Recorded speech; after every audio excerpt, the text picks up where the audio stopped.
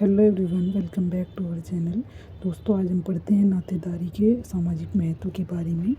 तो जैसे दूसरी संस्थाएं हैं, उसी की तरह जो नातेदारी संस्था है वो भी एक ऐसी संस्था है जो कि न केवल समाज को संगठित बनाती है, बल्कि एक परिवार के व्यक्तियों को, एक मतलब समाज के जो व्यक्ति हैं उनके व्यवहारों को नियंत्रित करती है, उनके जो अधिकार और कर्तव्य हैं उनसे उन्हें परिचित कराती है, और साथ ही जो उत्पादन, उपभोग और उसका व्यवसाय किस तरह का हो, ये सभी जो समाज में जिस तरह से नियंत्रण बन सकता है उन सब का निर्धारण नातेदारी संस्था के द्वारा किया जाता है। तो नातेदारी का समाज में क्या महत्व है, उसमें पहले नंबर पे आता है कि ब्राउन का कथन है कि नातेदारी का मुख्य कार्य विवाह और परिवार के रूप को व्यवस्थित बनाना है। इसका मतलब है कि विवाह को और परिवार के रूप में, चाहे वो कृषक समाज हो या जनजातीय समाज, कोई भी समाज हो, जो जहाँ चूँकि जो पुराने परिवार हुआ करते थे वो बहुत सरल हुआ करते थे, मतलब बहुत सीधे साधे हुआ करते थे, तो उन्हें व्यवस्थित बनाए रखने जैसा कोई नियम पहले नहीं था। तो इस दशा में जो नातेदार जो थे सिर्फ वही ऐसे होते थे जो ये बताते थे कि अपने जो अधिकार हैं, जो संपत्ति का अधिकार हो या अपने व्यवहार को कैसे ठीक करना है, क्या करना है, तो वो एक तरह से नातेदार ही डिसाइड करते थे।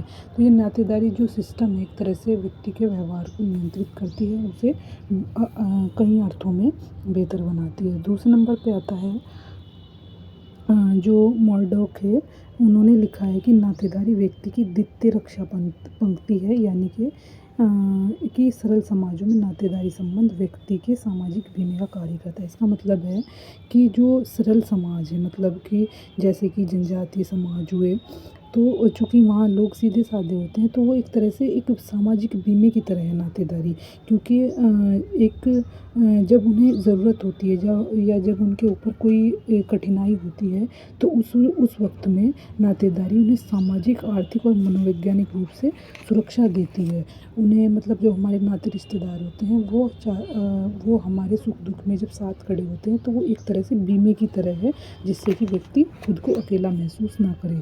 थर्ड नंबर पे आता है व्यक्ति की सामाजिक स्थिति का निर्धारण करने में भी नातेदारी संबंधों की विशेष भूमिका है। यानी कि एक समाज में व्यक्ति की स्थिति किस चीज़ से बनती है, जब वो किसी फैमिली से जुड़ता है, यानी कि जैसे अकेला व्यक्ति है तो उसे समाज में वो स्थिति नहीं मिलती जो कि एक विवाहित व्यक्ति को मिलती है।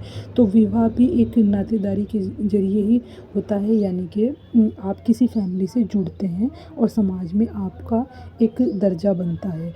तो जो नातेदारी व्यवस्था है वो व्यक्ति को ये बताती है कि जब वो एक दूसरे से जुड़ते हैं, एक तो एक संगठन बनता है, एक मजबूती बनती है, जो कि नातेदारी के द्वारा ही संभव है। तो ये इससे ही जो वंश की प्रतिष्ठा और शक्ति है वो बनती है, क्योंकि अकेला व्यक्ति कुछ भी नहीं कर सकता। उसे जब वो जुड़ के चलता है तो एक समाज में जो है संगठन बनता है, एक मजबूती आती है। फोर्थ नंबर पे आता है कि सामाजिक संगठन को सुदृढ़ बनाने में भी नातेदारी का विशेष महत्व है। यानी कि समाज का संगठन कब मजबूत होता है, जब बहुत सारे लोग एक साथ मिलकर काम करते हैं, एक समान उद्देश्य के लिए मिलकर काम करते हैं, तो जो समाज का संगठन है वो मजबूत बनता है। तो नातेदारी व्यवस्था जो है वो व्यक्ति की न केवल परिस्थिति का निर्धारण करती है, बल्कि उसे जो उसके उद्देश्य हैं, जो उसके कर्तव्य हैं, मतलब उसकी जो जिम्मेदारी है उससे परिचित कराती है, ताकि वो समय रहते हुए अपनी जिम्मेदारियों को पूरा करे, जिससे कि संबंधों की जो प्रगाढ़ता है वो, यानी मजबूती, उनकी जो मजबूती है वो हमेशा बनी रहे। फिफ्थ नंबर पे आता है नातेदारी का एक विशेष कार्य व्यक्ति को अपने सामाजिक सांस्कृतिक उत्तरदायित्व का प्रशिक्षण देना है। इसका मतलब है कि नातेदारी जो एक बड़े परिवार की तरह होती है, जैसे कि एक बड़ा कुल, जो कि व्यक्ति को अपने उत्तरदायित्व से परिचित कराती है कि उसकी क्या जिम्मेदारियां हैं अपने परिवार के लिए, अपने समाज के लिए, खुद के लिए।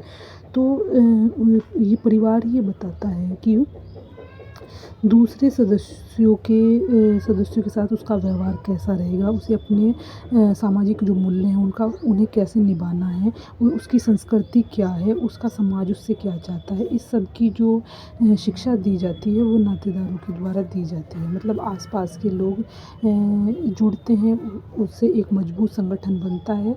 उसी से ये बच्चे को ये पता चलता है कि उसका समाज किस तरह का है, उसका वंश बड़ा है या छोटा है, मतलब कुछ किस तरह का उसका वंश है। तो ये सब तरह की बातें जो है नातेदारों के द्वारा ही एक बच्चे को पता चलती है। 6 नंबर पे आता है कि नातेदारी व्यवस्था अनेक सांस्कृतिक नियमों से बंधी होने के कारण परिवर्तनशील नहीं होती। इसका मतलब है कि चूँकि जो नातेदारी व्यवस्था होती है एक व्यवस्थित और स्थायित्व लिए हुए होती है। यानी हमारी जो संस्कृति है ऐसा नहीं है कि वो हर दिन बदल रही है, बल्कि जो भारतीय संस्कृति है वो एक टिकाऊ संस्कृति है।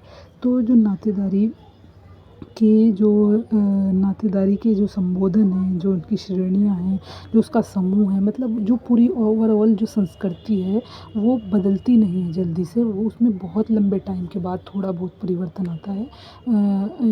अदरवाइज़ वो जो कि तुम चलती रहती है। तो एक तरह से जो नातेदारी व्यवस्था है वो परिवर्तनशील नहीं होती, बल्कि वो अपनी संस्कृति के जो नियम हैं, जो रूल्स हैं, जो कायदे कानून हैं उनसे बंधी रहती है। 7 नंबर पे आता है सामाजिक संबंधों में सुदृढ़ता लाने में भी नातेदारी का विशेष योगदान है। यानी कि एक व्यक्ति के जीवन में बहुत तरह के जो उतार-चढ़ाव आते हैं, कभी खुशी का माहौल होता है, कभी दुःख का, जैसे जन्म, मृत्यु, विवाह, कर्मकांड, इन सबको जो एक इसमें 4 चाँद कब लगते हैं, जब सभी नातेदार वहाँ आकर शामिल होते हैं। तो एक संगठन बन जाता है जब सभी नातेदार एक जगह इकट्ठा होते हैं, उसमें भाग लेते हैं, तो इससे सामाजिक संबंध सुदृढ़ बनता है, इंसान खुश होता है, एक मन खुश होता है कि सभी मिलकर किसी काम में हेल्प कर रहे हैं, किसी माहौल को बहुत और अच्छा बना रहे हैं। तो एक तरह से नातेदारी जो है वो संबंधों को सुदृढ़ भी बनाती है, समाज को सुदृढ़ बनाती है, एक व्यक्ति को एक अच्छा इंसान बनने में मदद करती है। तो ये थे इस नातेदारी के सामाजिक महत्व कि नातेदार या नातेदारी समाज के लिए किस तरीके से लाभदायक, कैसे वो उनकी मदद करती है, किस तरह क्या उसकी इम्पोर्टेंस है समाज में। तो आई होप आपको समझ में आ गया होगा। Thank you so much for watching my videos.